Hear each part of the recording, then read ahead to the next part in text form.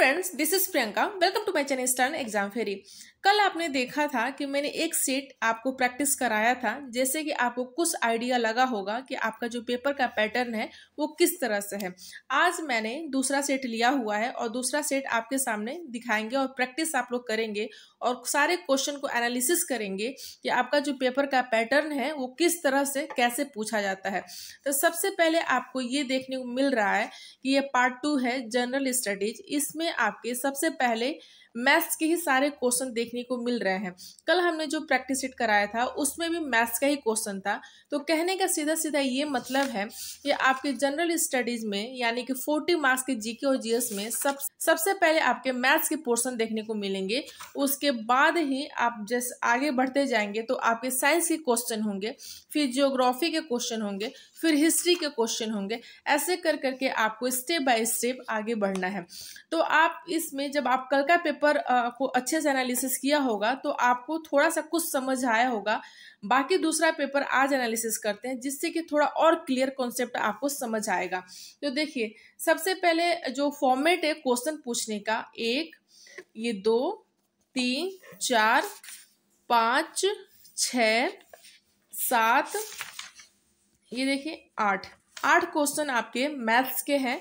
फिर यहाँ से आपका साइंस स्टार्ट हो गया 39 से, तो फिर 8 क्वेश्चन आपके साइंस के होंगे, फिर 8 क्वेश्चन आपके जियो के होंगे, 8 क्वेश्चन आपके हिस्ट्री के होंगे। कहने का मतलब ये है कि जो भी सब्जेक्ट के क्वेश्चन आपके सामने आ रहा है, हर सब्जेक्ट वाइज आपके 8 क्वेश्चन देखने को मिल रहे हैं। ऐसा नहीं है कि आपको 12-15 एक सब्जेक्ट से देखने को नहीं मिलेगा। तो अब देखिए, अब हम क्वेश्चन के ऊपर चलते हैं कि आपके मैथ्स में किस तरह के क्वेश्चन पूछा गया है। आप यहाँ पे देख पा रहे हैं कि आपके दो संख्याओं के बीच का अंतर 14 है और उनके वर्गों के बीच का अंतर 448 है। तो संख्याएं ज्ञात कीजिए। ठीक है, देख रहे कितना नॉर्मल क्वेश्चन है ये, बहुत नॉर्मल क्वेश्चन है। ये देखिए, जो कल हमने एक क्वेश्चन आपको बताए थे कल वाले सेट में, सेम एज इट इज उसी तरह का क्वेश्चन आपको ये भी देखने को मिल रहा है कि दक्षा ने रुपया 180 में कई पेन खरीदे। यदि उसने समान राशि के लिए 3 और पेन खरीदे होते तो प्रत्येक पेन की कीमत ₹3 कम होती। उसने और कितने पेन खरीदे। इस तरह के बेसिक लेवल के सारे क्वेश्चन आपके मैथ्स में यहाँ पे देखने को मिल रहे हैं। ठीक है, जिसको मैथ्स आ रहा होगा उसके लिए बहुत इजी है। बाकी ये देखिए, ये आपको एक रेखा से क्वेश्चन देखने को यहाँ पे मिला है। तो सेम मिला जुला के आपका जो मैथ्स का सिलेबस है वो आपके 9-10 का ही ज़्यादा है। 8-9-10 का ही आपके इसमें मैथ्स के सिलेबस है। तो आप चाहे तो किसी भी एनसीईआरटी लेवल का जो आपके पास मैथ्स होंगे तो आप चाहें तो RS अग्रवाल का बुक फॉलो कर सकते हैं, या एनसीईआरटी 10वीं तक का बुक आप इसके लिए पढ़ लेंगे। तो आपका ये एक भी क्वेश्चन मैथ्स के लिए नहीं छूटेगा, आपके सारे क्वेश्चन मैथ्स के कवर हो जाएंगे। जीएस के लिए अलग से मैथ्स पे बहुत मेहनत नहीं करना है। अगर आपको आ रहा है तो आप प्रैक्टिस कर लेना, नहीं आ रहा है तो आप अपने सहूलियत के हिसाब से बाकी सारे सब्जेक्ट पे ज़्यादा आप उस पर फोकस कर सकते हो। ठीक है, ये सारे मैथ्स के क्वेश्चन है। इसी तरीके के सारे मैथ्स के क्वेश्चन आप देख पा रहे हैं। यहाँ पे साइंस के यहाँ पे देखने को मिल रहा है, जैसे कि आपने अभी भी देखा जितने सारे क्वेश्चन थे वो मैथ्स के थे। अब आपके यहाँ से साइंस स्टार्ट हो रहा है। तो साइंस में जो पहला क्वेश्चन है वो आपका बायोलॉजी पोर्शन से है, जैसे कि एम्फीबियंस रिस्पायर्स थ्रो, यानी कि उभयचर सांस लेने के लिए किसका उपयोग करते हैं। तो एम्फीबियन आपको सबको पता ही होगा कि एम्फीबियन का मतलब आप सबको पता होगा कि एम्फीबियन वो होता है जो आपके ज़मीन पे और पानी दोनों में रहते हैं, उसे एम्फीबियन कहते हैं। इतना तो आप सबको पता होगा। तो इसमें आपके गिल्स दिया हुआ है, स्किन्स दिया हुआ है, लंग्स दिया हो गया। तो इसमें आपके एक से ज़्यादा ऑप्शन सही है, इसलिए डी ऑप्शन हो जाएगा, एक से ज़्यादा। तो ये आपके बायोलॉजी के क्वेश्चन है। सेकेंड क्वेश्चन की बात करें तो ये आप यहाँ पे देख पा रहे हैं कि जो आपका सेकेंड क्वेश्चन है वो ये है कि एक हिमानी का आधार पिघलता है पर उसका शीर्ष नहीं। क्यों नहीं पिघलता उसका शीर्ष? आधार तो पिघलता है लेकिन उसका शीर्ष नहीं पिघलता है। ये आपका गलनांक और क्वथनांक यानी ये केमिस्ट्री का क्वेश्चन है। तभी आपने देखा एक क्वेश्चन आपको बायोलॉजी से मिला, दूसरा क्वेश्चन आपके ये केमिस्ट्री से बन रहा है। अगर हम नेक्स्ट क्वेश्चन की बात करें तो पुष्प का वह हिस्सा जो पुष्प का वह हिस्सा जो वास्तव में फल बनाता है वो क्या कहलाता है? तो कार्पेल हिस्सा होता है जो फल बनाता है। ठीक है, तो ये आपने देखा, ये भी आपका बायोलॉजी का क्वेश्चन है, यानी कि बॉटनी पोर्शन का है, बायोलॉजी का ही है, बॉटनी पोर्शन से। ठीक है, तो नेक्स्ट क्वेश्चन की बात करें तो ये आपका नेक्स्ट क्वेश्चन है कि लार का प्रमुख कार्य क्या है, यानी कि सलाइवा का जो फंक्शन है वो मेन फंक्शन क्या है, किसको किस में कन्वर्ट करने का ये काम करता है। तो ये यहाँ पे आप देख रहे हैं कि इसका जो राइट आंसर है वो है स्टार्च इनटू माल्टोज। स्टार्च को माल्टोज में रूपांतरण करता है, यानी कि बदलता है, कन्वर्ट करता है। ये आपका राइट आंसर हो जाएगा यहाँ पे बी। और ये भी आपका बायोलॉजी से ही है, जूलॉजी का क्वेश्चन है, जो कि आपके ह्यूमन फिजियोलॉजी के। नेक्स्ट क्वेश्चन की बात करें तो ये भी आपके बायोलॉजी पोर्शन से ही है। Heart pump only impure blood in the case of, यानी कि हृदय केवल अशुद्ध रक्त की ही पंप करता है, वो किस कंडीशन में करता है? ये आपके बायोलॉजी पोर्शन के हार्ट जो टॉपिक है, जो चैप्टर है, उससे क्वेश्चन है।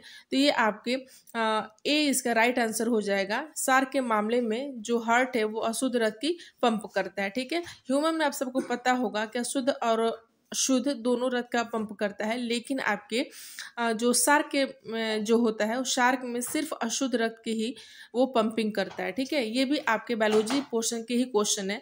नेक्स्ट यहाँ पे हम बात करें कि यदि जे जूल है, सी कुलाम है, ए एम्पियर है, तो विभवांतर की एसआई यूनिट क्या होगी? ये आपके फिजिक्स के एक क्वेश्चन दिया हुआ है, जो कि आपके विभवांतर यानी पोटेंशियल का एसआई मात्रक पूछ रहा है। तो ये आपको एक क्वेश्चन यहाँ पे फिजिक्स को देखने को मिला, बाकी एक क्वेश्चन यहाँ पे आपके गलनांक क्वांथनांक से केमिस्ट्री का मिला।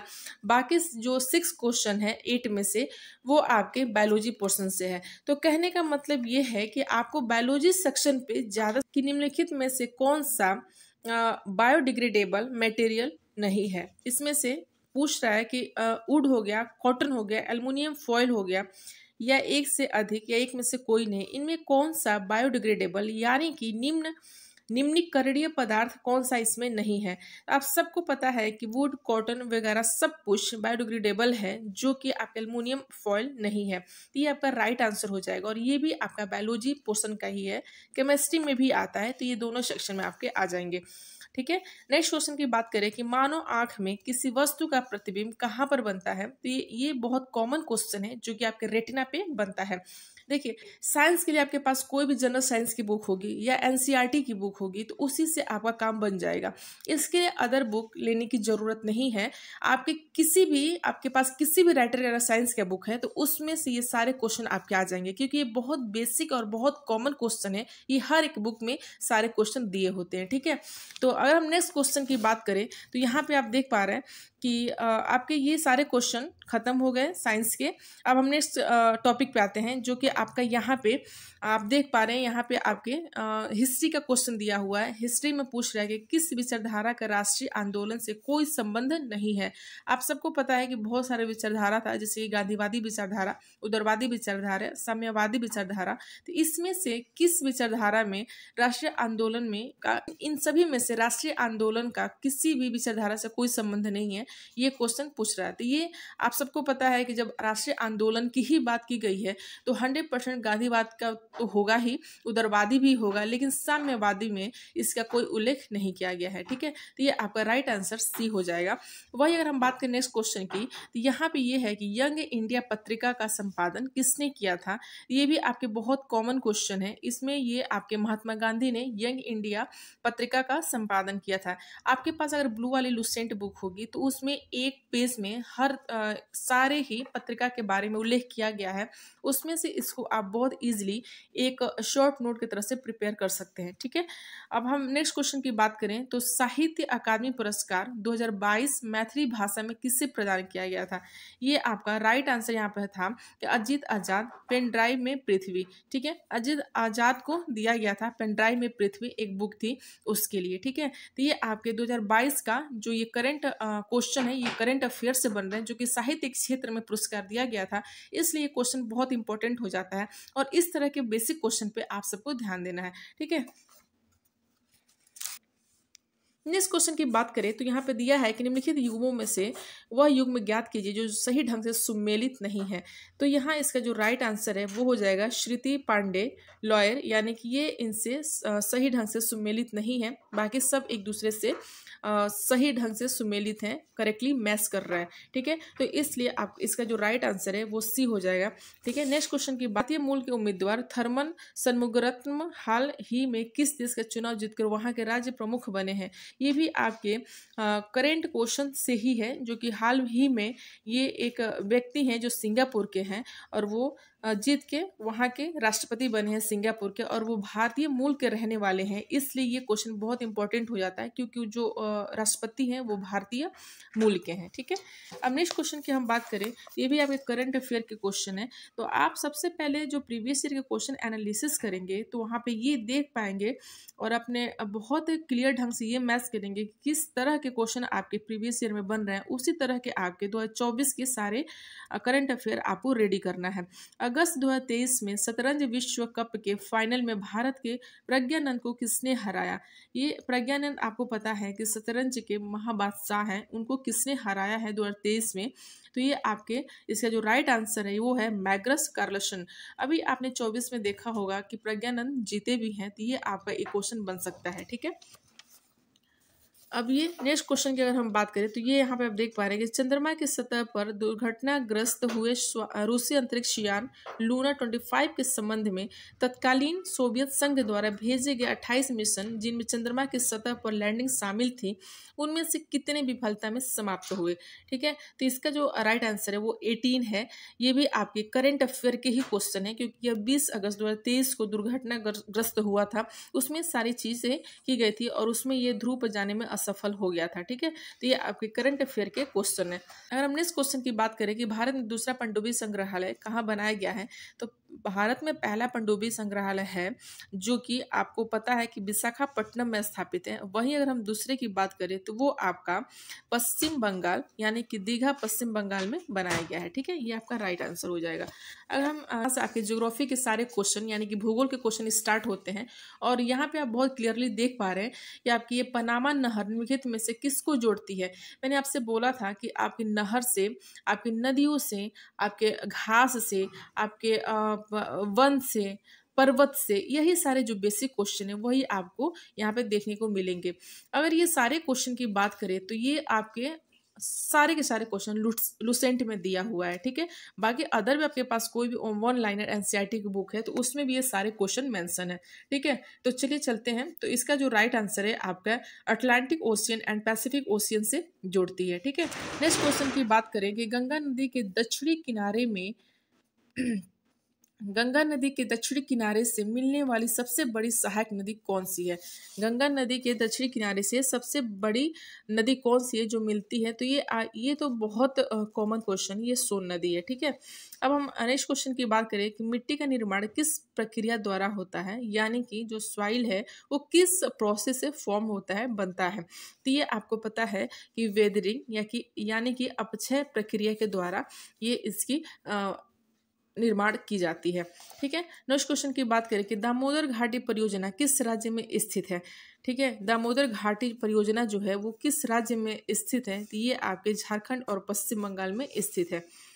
अब यहाँ पे अगर हम बात करते हैं कि घास के मैदान, झाड़ झंगाड़, वन, बंजर भूमि, सरकार और निजी दोनों व्यक्ति तथा समुदाय सभी से संबंधित उन्हें क्या कहा जाता है। ठीक है, तो ये आपकी जो राइट आंसर इसका हो जाएगा सी है कि घास के मैदान, झाड़। क्वेश्चन की बात करें तो मोनोजाइट रेत में निम्नलिखित में से कौन सा खनिज पाया जाता है, तो ये यहाँ पे जो आपका राइट आंसर होगा वो है थोरियम। थोरियम मोनोजाइट रेत में बहुत ज़्यादा मात्रा में पाया जाता है। नेक्स्ट क्वेश्चन अगर यहाँ पे आप देख पा रहे हैं तो ये है कि चंद्रमा के दक्षिण ध्रुव पर सुरक्षित लैंडिंग का कार्य किस तिथि को पूर्ण किया गया था। ये आपके करंट अफेयर के क्वेश्चन है कि चंद्रमा पे जो आपका दक्षिण ध्रुव पर सुरक्षित लैंडिंग की गई थी वो किस तिथि को पूरी की गई थी, तो ये आप देख पा रहे हैं कि ये 23 अगस्त 2023 को पूरी की गई थी। ठीक है, अब नेक्स्ट क्वेश्चन यहाँ पे है कि प्रमाणिक पोषक इकाई निम्नलिखित में से किसकी मापन इकाई करता है। ये भी आपका जियो का ही क्वेश्चन है, ये आपके भूमि से है। तो ये आपका राइट आंसर हो जाएगा भूमि की वहन क्षमता यानी कि लैंड कैपेबिलिटी। ये सारे क्वेश्चन आपके ज्योग्राफी के यहाँ तक है जो कि आपके खत्म हो रहे हैं। अब यहाँ पे आप देख पा रहे हैं कि यहाँ से आपके भारतीय राष्ट्रीय आंदोलन यानी कि हिस्ट्री, बिहार हिस्ट्री के बारे में क्वेश्चन स्टार्ट हो रहा है कि आप निम्नलिखित में से पटना के किस प्रभावकारी बहावी को ब्रिटिशों के खिलाफ षड्यंत्र करने के आरोप में गिरफ्तार किया गया था। ये आप यहाँ पे देख पा रहे हैं कि बिहार से रिलेटेड सारे क्वेश्चन यहाँ पे आप है, जो कि इसका राइट आंसर हो जाएगा मौलवी मोहम्मद हुसैन, यानी कि डी इसका राइट आंसर होगा। नेक्स्ट क्वेश्चन को यहाँ पे देखें तो पटना में 1857 के विद्रोह की अगुवाई किसने की थी? ये आपका मौलवी पीर अली अहमद खान ने की थी, मोहम्मद पीर अली खान ने की थी। ये आपका राइट आंसर हो जाएगा। अगर सेकंड क्वेश्चन की बात करें कि 1953 में राज्य पुनर्गठन आयोग का गठन किसकी अध्यक्षता में हुई थी? तो ये आपका राइट आंसर होगा सर फजल अली खान की अध्यक्षता में हुई थी। ठीक है, ये सारे क्वेश्चन आपके कहीं ना कहीं बिहार से ही रिलेटेड है, जो कि भारतीय राष्ट्रीय आंदोलन के सभी क्वेश्चन हैं।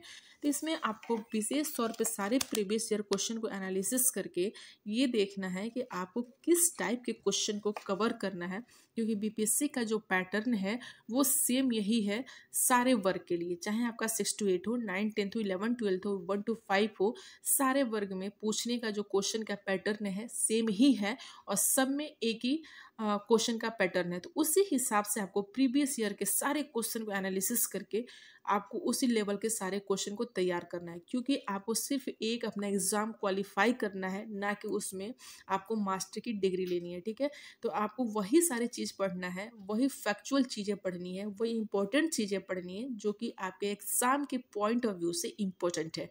ठीक है, इस पे आपको ज़्यादा ध्यान देना है।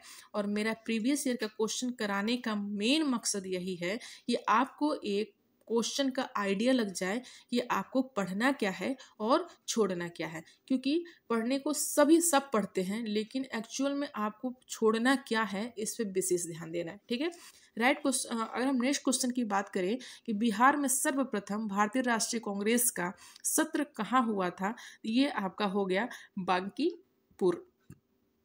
इसका जो आंसर है वो हो जाएगा बांकीपुर। ठीक है, नेक्स्ट क्वेश्चन की अगर हम यहाँ पे बात करें कि किस वर्ष मुजफ्फरपुर बम कांड की घटना घटी थी, इसका जो राइट आंसर हो जाएगा वो हो जाएगा सी 19 इसका जो राइट आंसर हो जाएगा वो हो जाएगा सी 1908 में 30 अप्रैल को घटी थी। ठीक है, नेक्स्ट क्वेश्चन की अगर हम यहीं पे बात करें कि आप यहाँ पे देख पा रहे हैं कि किस आंदोलन के प्रभाव में आकर बिहार के लोगों ने चौकीदारी कर चुकाने से मना कर दिया? ये है आपका 20 का राइट आंसर होगा सविनय अवज्ञा आंदोलन। ठीक है, अगर हम आगे क्वेश्चन की बात करें कि इनमें से कौन अहरार आंदोलन में से संबंधित थे, इसका जो आंसर होगा हसन इमाम। इन्होंने अहरार आंदोलन की शुरुआत 1910 में की थी। इसका नेतृत्व मौलाना मोहम्मद अली ने किया था। हकीम अजमल खान ने और हसन इमाम और मजहर उल हक ने किया था। इन 4 सदस्यों ने मिलकर इसकी जो शुरुआत की थी, जिसमें से अहरार आंदोलन के नेता लखनऊ समझौते के 1916 के खिलाफ थे। ठीक है, ये सारी चीज़ें हैं। जो इसका आखिरी और लास्ट क्वेश्चन है वो है कि चिश्ती खान एवं डुंडे खान ने निम्नलिखित में से किस स्थान पर विद्रोह किया था? इसका जो राइट आंसर है वो है सिंगापुर। ठीक है, गदर पार्टी से प्रभावित होकर चिश्ती खान और डुंडे खान ने सिंगापुर में विद्रोह कर दिया था। इसका जो मुख्य ये सारे क्वेश्चन फ्रेंड्स आपके हैं जो कि आपके पेपर सेट 2 है और इसमें आपके 40 मार्क्स के जीके जीएस है। मेरा कहने का मेन मतलब यही है कि आपको एक आइडिया लगे और आप अपनी तैयारी को बहुत बेहतर बनाएं। ठीक है, तो आज के लिए इतना ही। आई होप कि आपको इससे बहुत अच्छी कुछ चीज़ें समझ में आई होंगी और आपको हेल्प मिला होगा। तो मिलते हैं नेक्स्ट वीडियो में, तब तक के लिए थैंक यू सो मच।